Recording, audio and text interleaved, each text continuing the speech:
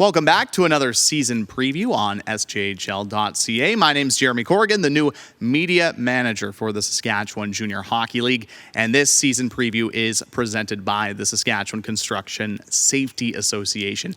And today we are pleased to be joined by the head coach and general manager of the Notre Dame Hounds, Brett Pilkington. Brett, how's it going today? Not too bad. Yourself? It's going great. Hockey season is just around the corner. You guys must be getting pretty excited for the campaign to get up and get going. Yeah, always excited this time of year to get camp underway and look at the prospects you have coming in and look at the returning guys coming back to see what your outfit's going to look like. Yeah, no doubt about it. But I guess before we start talking about this season, maybe let's just get a quick recap on last year.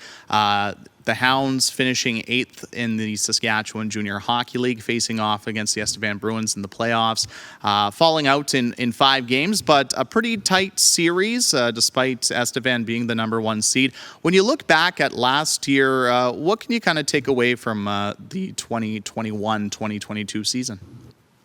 Yeah, again, like you stated there, finishing 8th, getting in the playoffs there and playing the host of the Centennial Cup and being able to go into their barn there and steal a win was huge for our group.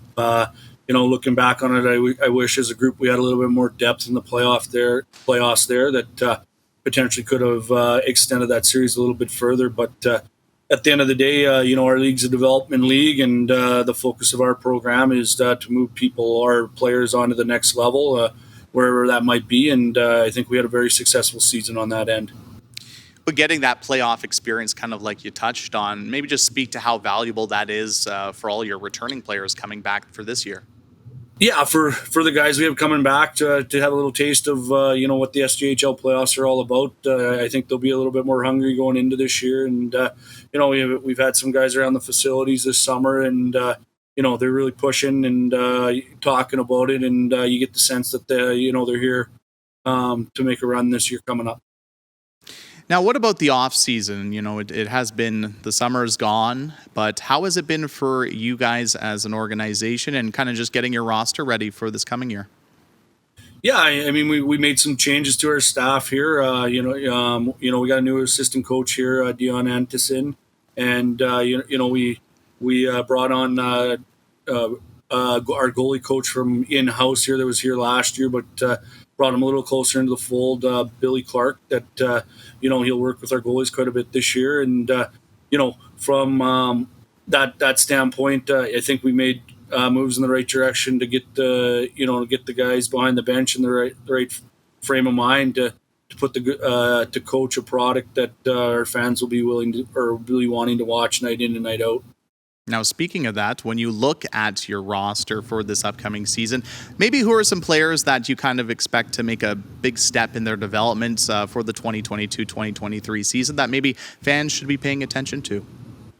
Yeah, for us, I mean, the one name that that has been under the radar, and that's Jared Sitch. He's committed to go to Mercyhurst at the end of the year.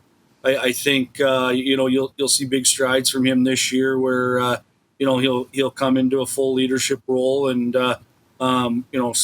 produce at both ends of the rink to prepare himself to play Division I hockey the year after. From there, another guy that logged a lot of minutes for us in the back end there last year, Sammy Kroon. He's returned to us with his last year as a 20-year-old here, and he's got big goals for the year, and so do we. And I think you'll see him come in here and if not the same shape, even better, and pushing the pace and pushing the guys to become better each and every day. Up front there, we got Anton St Onge coming back to us for his 20-year-old year, and similar to Kroon, I think you'll see a different player this year that is pushing for the next level, and he's come to us this summer and has said he wants to extend his hockey career by at least 4 more years to play post-secondary. Wherever that might be. And so I think you'll see big strides out of a guy like that. And then, the other guy up front there that we got coming back is a few others, but the other big one, keep an eye on would be Will Dawson. He had a good year, started a little slower than he liked to last year, but found his stride mid-season there and ran out into the end of the season there on a hot streak, and because of what he did down the stretch there, you get the phone calls in the off season here about what kind of player, what kind of person this kid is, and you see him as a true Division I hockey player. And again, the ball's in his court going away for the summer, and how he comes into camp here in September. But knowing the type of person he is and the family he's from, the sky's the limit for that guy. Now, as you get ready for the upcoming season and you look at your roster, where do you think the strength of this hockey club lies? For us right now, I think the depth of our returning guys, the depth of the young guys coming in, and the glue guys that we have in between there, I think are a huge part of what our program is going to be about this year. And like I said, going into the playoffs last year with not a lot of depth was an area of myself and Dion looked at it, upgrading this year, and I think we did a great job on the recruiting side, but time will tell when we get on the ice.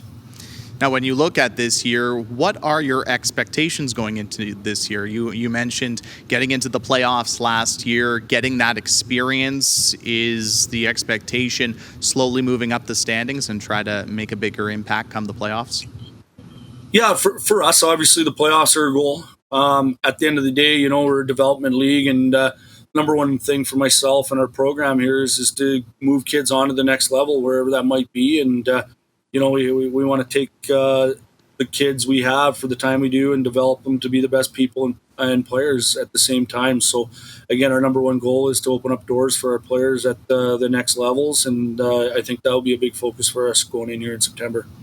And finally, I did want to ask you about Notre Dame actually bringing on Ethan Morrow as Director of Hockey Operations. I just want to kind of get your thoughts of how is that going to impact the Junior A program, but also, I guess, the college as a whole.